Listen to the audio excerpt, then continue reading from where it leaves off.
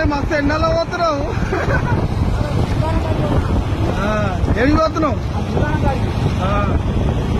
యేసుప్రభు గురించి తెలుసా? యేసయ్య గురించి యేసుప్రభు అదే మంచి దేవుడు. 2000 సంవత్సరాల కింద మన పాపాల గురించి మరణించినాడు యేసుప్రభు.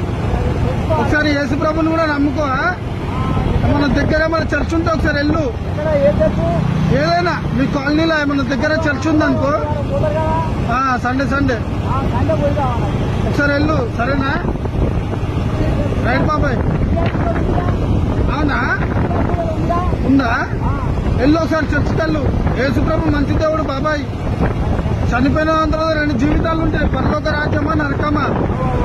అందరూ ఏమనుకుంటారు, బిల్డింగ్లు కట్టుకున్నాము, తిన్నాము, చనిపోయినాము, ఇంకా వేరే జీవితం లేదనుకుంటారు. కానీ చనిపోయిన తర్వాత 2వ జీవితం ఉంటుంది. సరేనా బాబాయ్?